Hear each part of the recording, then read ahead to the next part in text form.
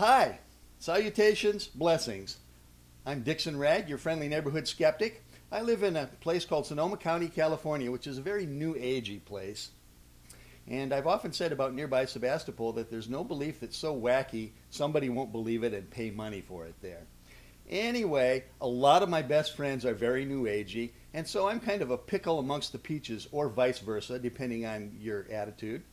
And sometimes it's a little difficult to making it work, but me and my friends love each other and we make it work in spite of our differences. Anyway, I should mention that I used to be a conservative Christian. In my youth, I was a very conservative Christian for close to a decade, and what I've found is a remarkable similarity in some ways between the New Age culture and the conservative Christians. Neither one of those groups wants to be compared to the other group, but I have to say that both groups have pretty much explicitly rejected rationality. They tend to have a kind of a hostile attitude toward rationalism, skepticism, etc.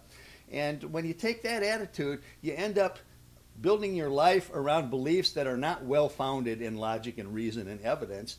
And in order to defend such beliefs, you tend to have to be more closed-minded and more rigidly defended than the average person. And of course, closed-mindedness is universally a part of the human condition, but I think I see a little more of it in the New Age community than I do in, for example, the skeptical community.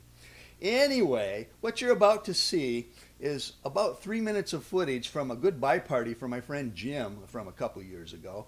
And in that footage, I'm surrounded by my New Agey friends, and I'm explaining to them about a kind of a little impromptu experiment that I had tried with some of them, trying to see if I could get them to be kind of open-minded and question one of their assumptions. I think you'll find it amusing and perhaps enlightening. About 5 years ago, when Jim had those 3 strokes, everybody was freaked out, like, is Jim going to die or what? You know, I didn't know him that well yet, and I didn't like him much yet, but I didn't want him to die. I didn't want him to suffer even, you know? And so we were at, I don't think it was the yurt dance anymore, I think it was the dome dance in the Darby Dome, and we were in the circle after the dance, and Jim wasn't there, he was in the hospital, I think.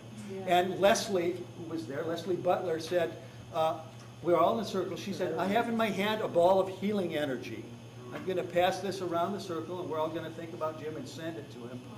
And so she did so. Were any of you here tonight in that circle? Yep. I was there. Okay.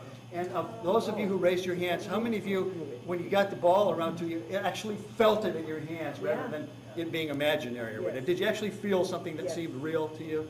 Okay, I'm about to make a confession that I've only shared with a couple people before because I didn't feel safe to share it with them. And it's a confession that could be enlightening to people to the extent that their hearts and minds are open. So we'll see. The confession is this. Leslie had the ball of healing energy. She passed it to the person on her immediate right. That was the first person to receive it. That was me. Now, I was then, as I am now, a skeptical person, and I don't believe in balls of healing energy that you can pass around in a circle. And even if there was such a thing, I don't believe you can heal somebody at a distance of some miles from that process. So here I am with this ball of what I think is totally imaginary healing energy going, what should I do with this? I don't want to ruin the experience for the other people in the circle, right? And I had noticed that Leslie had her hands under the ball, so that meant to me that it had some weight to it. Otherwise, if it was weightless, she'd have the hands over it or on both sides so it wouldn't float away. So while I was holding it there, and when people weren't looking too closely, I surreptitiously opened my hands on the bottom and deposited the ball of healing energy on the floor in front of me, if it existed. I don't think it did. And then when I passed it to the person to my right, if it existed, it wasn't there. So all of you people who were in the circle and got the ball of healing energy, it wasn't there, folks. If it existed, it was on the floor right in front of me. No, it was in the heart. And nobody in that circle, there was not a single person who said, wait a minute, there's nothing here.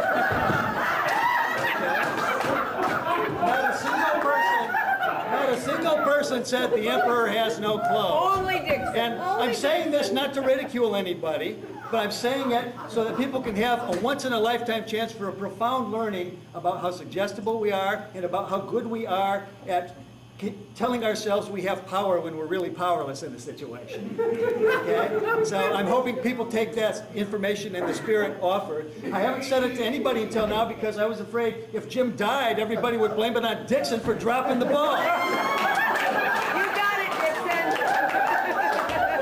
So I'm glad dropping the ball didn't kill Jim.